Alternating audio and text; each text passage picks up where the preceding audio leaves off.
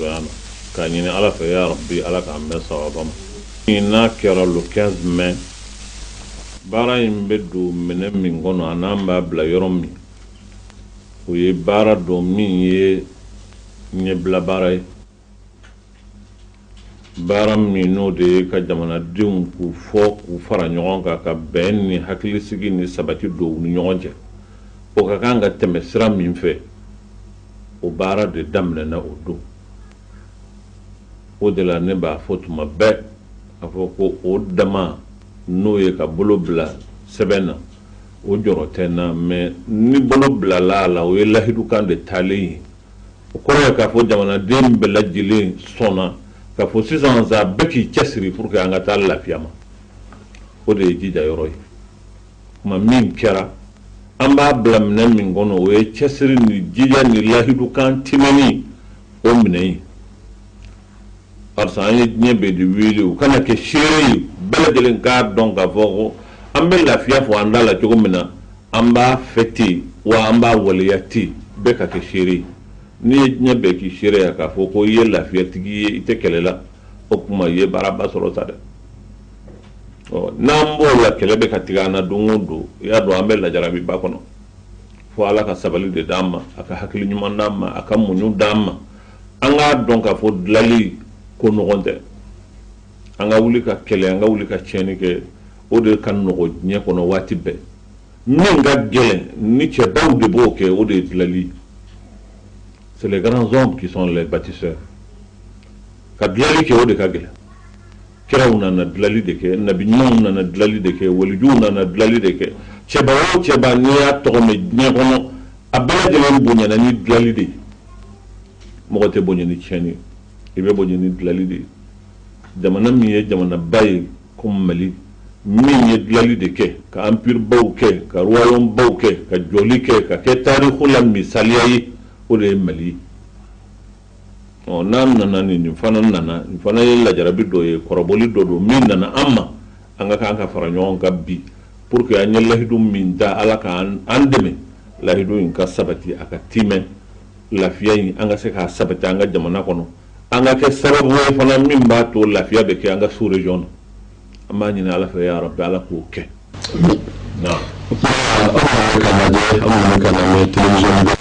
la in shakartum la azidannakum ni ala ye hɛrɛ min k'i ye n'i ye ala waleɲuman dɔn ala y'i kali k'a fɔ ko o hɛrɛ in ala b'a jidi ni ala ye don jira an na ko an sigira bolonɔ bila papiyew la k'a fɔ ko sisan kɔni bɛn a baaraw daminɛna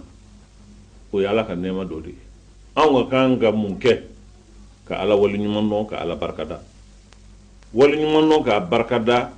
kɛcogo wɛrɛ t'a la ka tɛmɛ an bɛɛ lajɛlen ka taa fara ɲɔgɔn kan yɔrɔ la min ye ala ka so ye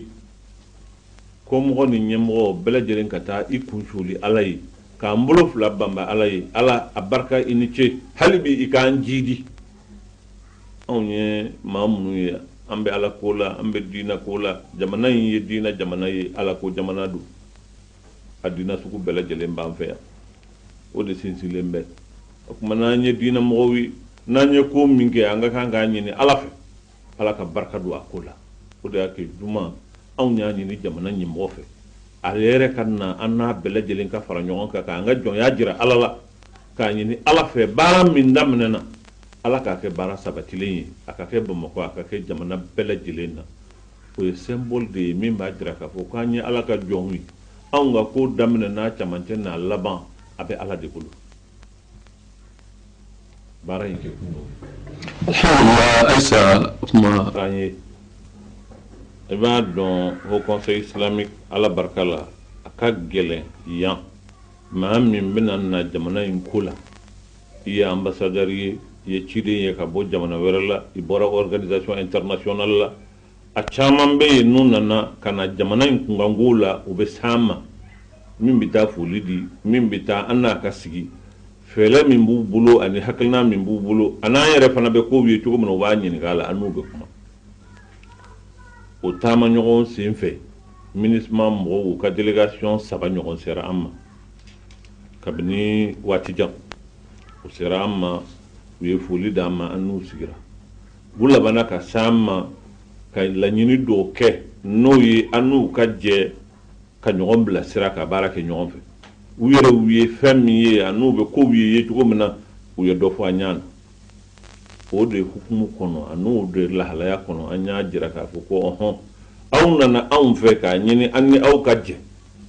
jɛ ka fara ɲɔgɔn kan pour que baara min bɛ ka kɛ jamana in kɔnɔ n'o ye lafiya sabatili ye an ka ɲɔgɔn bilasira ka ɲɔgɔn sɛnsɛn o baara in ka sabati an ni nin yɔrɔ min ka kan an k'o kɛ an ni aw bɛ se ka jɛ fɛn min na fana ka fara ɲɔgɔn kan k'o kɛ olu sera anw ma n'o hakilina ye a bɔra anw de kɔnɔ an y'a jira u la k'a fɔ k'o ye hakili ɲuman ye aw b'a fɛ an n'aw ka baara kɛ ɲɔgɔn fɛ nka anw bɛ min ɲini o ka kɛ fɔlɔ sanni baara kɛ ɲɔgɔnya in ka kɛ o de y'an ka ɲɔgɔn dɔn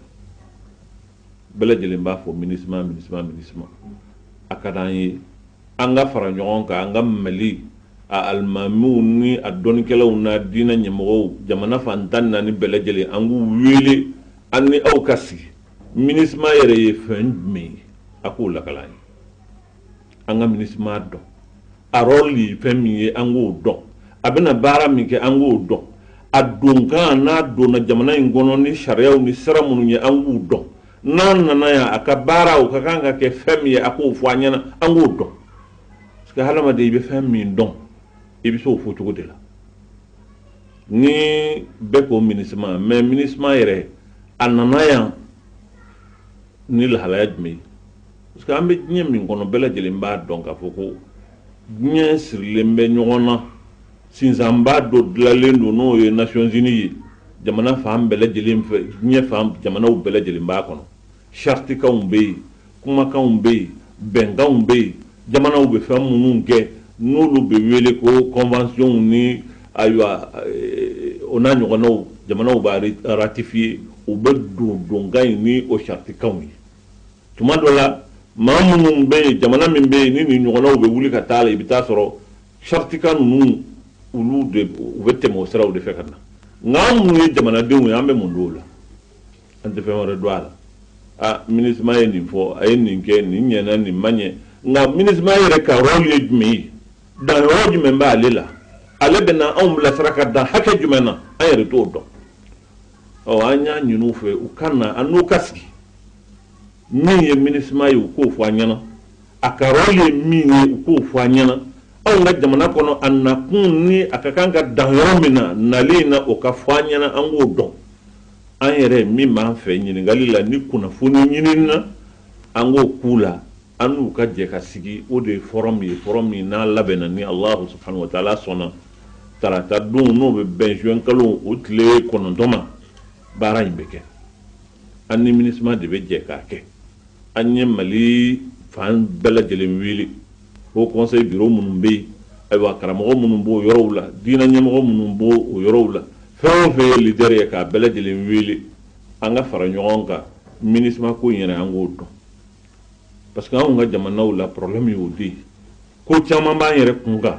an t'a dɔn ni hadamaden ma fɛn min dɔn n'i y'a kɛ a ka gɛlɛn i k'a kɛ k'a ɲɛ ka gɛlɛn n'i bɛnna sababa ma a farala Ala la o ye hasard de ye anw bɛ yɔrɔ min na bi anw ka jamana kunkanko la an ma kan k'o kɛ n'an bɛ don ko min na ani fɛn min bɛ don an kan an k'a bɛɛ si dɔn il faut que le peuple soit debout jamana ka jɔ a sen kan k'a kun kɔrɔta k'a lajɛ mun bɛ don anw kan min bɛ don anw kan o ye jumɛn ye an bɛ don ko min na o ye mun ye an ka kan k'o question poser an yɛrɛ kun maa min bɛ kow la ten minisma nana maa ba yirikaw n'u ka marifaw n'u ka fɛnw u b'an ka jamanaw kɔnɔ u nana k'u bɛna lafiya de kɛ u bɛna nin de kɛ u bɛna nin de kɛ an yɛrɛ ɲɛ b'a la o ma marifaci bali o ma bingani bali o ma nin bali o ma nin bali donc an n'u ka kuma u ka mission yɛrɛ ye min ye an k'o dɔn an nana nka anw ta ye nin de ye anw bɛ se ka fɛn min kɛ ka dan yɔrɔ min o ye nin ye nin min filɛ nin ye an tɛ se k'o kɛ an bɛ se ka nin kɛ o de fɔ ka di sini ni ko wɛrɛ kɛra anw bɛ se k'a fɔ aw nana a ko k'a bɛ min kɛ min y'a ka baara ye a bilala min ma diɲɛ tɔnba ni diɲɛ sariya bɛnna fɛn min kan ko aw dan yɔrɔ kan k'o ye an y'a ye baara la k'a fɔ ko ayiwa aw tɛmɛn'o kan walima aw ma s'o kundama la ni peuple bɛ se ka mɔgɔ interpeller i bɛ mɔgɔ interpeller n'i yɛrɛ b'a dɔn a ka mission ye min nka i tɛ maa min ka mission dɔn fo nana i ɲɛ b'a la ten ko ministre nana ça s'arrête là. Je crois que jamana mɔgɔ bɛɛ vraiment kunnafoni na déficit de communication b'an ka jamana kɔnɔ autorités tɛ effort kɛ pour que jamanadenw k'a dɔn min bɛ ka kɛ nin ye a kɔrɔ ye nin ye i ye min dɔn i bɛ don o kɔnɔ i b'o soutenir nka n'i ma fɛn min dɔn tu restes indifférent. Est-ce que du coup ça yɔrɔ sa ka jamu kan kun. Anw y'a ɲini ka effort fara ɲɔgɔn kan conjuguer les efforts pour que mɔgɔw kana disperser mais anw ka jamana na i bɛ taa sɔrɔ ko min bɛ yen ko kelen de don nka acteur caman b'a la a bɛ na ni tiɲɛni caman ye an ka jamana kɔnɔ c'est pour cela anw fɛ anw ka faamu cogo la nin ko in kɛra fɛn fɔlɔ-fɔlɔ min n'an y'a kɛ o de ye ka ko in ta k'a jira Ala la pour que an ka bɛn sababa ma k'o ɲini Ala fɛ ka adamaden bɛ baara o baara kɛ a ɲini Ala fɛ Ala k'i bɛn sababa ma sababa n'i bɛnn'a ma o de b'a to i ka kɛta a bɛ kɛ ɲuman ye a bɛ kɛ dilali ye i ka fɔta o bɛ kɛ ɲuman ye a bɛ kɛ dilali ye acteur principal dɔ ye ministre ye min bɛ jamana kɔnɔ an n'a ka sigi pour que an k'a dɔn an ni ale ani jamana ani acteur minnu bɛ yan an ka kan ka fɛɛrɛ jumɛn tigɛ min b'a to an bɛna baara min kɛ baara in bɛna taa don baara ba in kɔnɔ n'o ye orientation ba in ye ka jamana bila ayiwa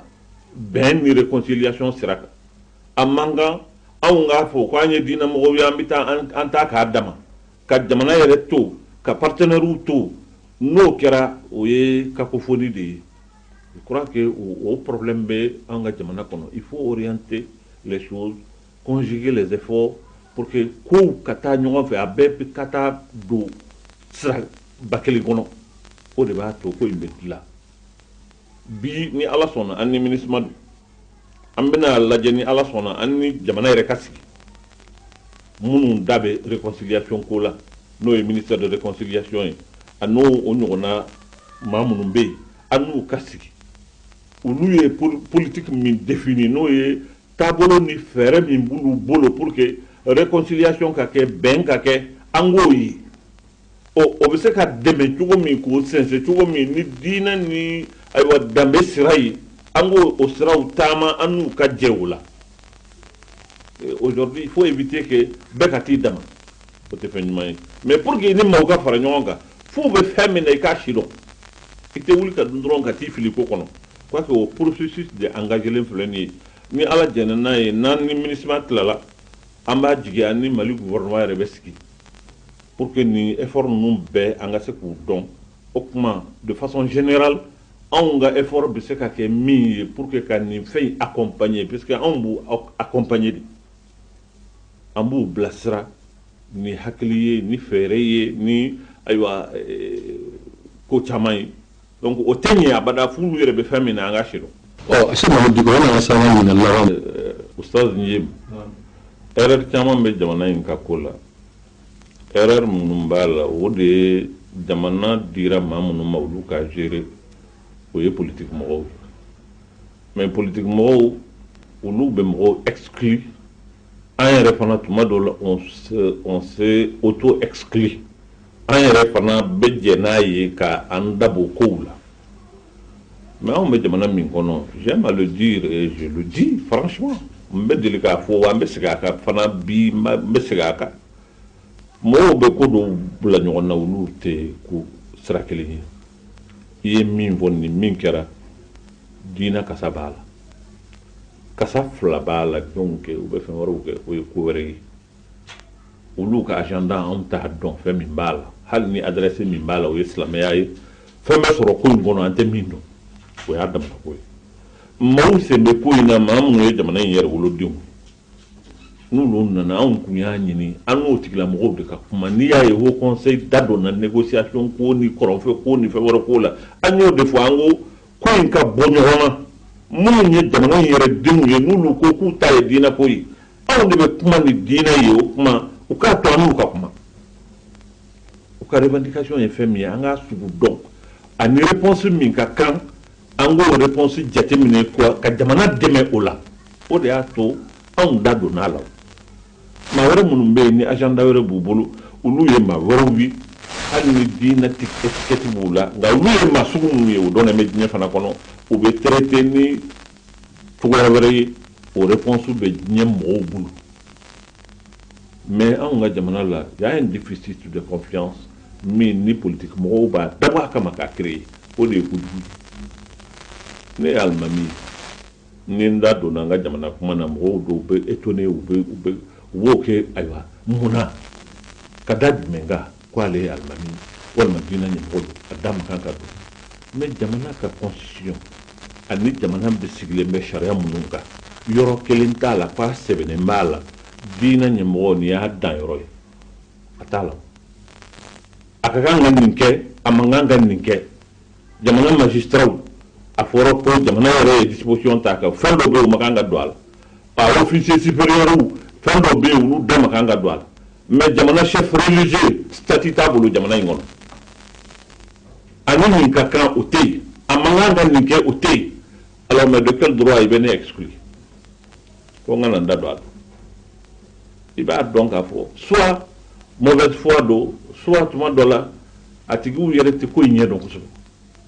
hali n'u da b'a kuma na mɔgɔ da bɛ se ka kɛ ko dɔ la fana k'a sɔrɔ i t'a maîtriser o parce que mɔgɔw on ne fait pas l'effort ka kow ɲɛɲini k'a ɲɛ dɔn o de ye kojugu n'i y'a ye bi an ko an ni ministre ka kuma u k'u yɛrɛ fɔ an ɲɛna an k'u sugu dɔn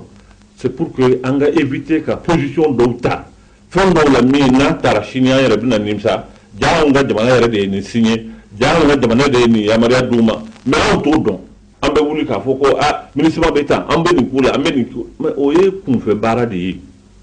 bon anw ka jamana la les gens ne font pas l'effort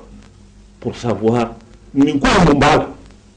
n'i ma ko min si dɔn i ma ko min ɲɛ dɔn n'i y'a kɛ i t'a kɛ k'a ɲɛ dɛ voilà donc jamana diinɛ mɔgɔw ani diinɛ ko jamana in kɔnɔ tiɲɛ yɛrɛ la bi hakiliw ka kan ka jateminɛ kɛ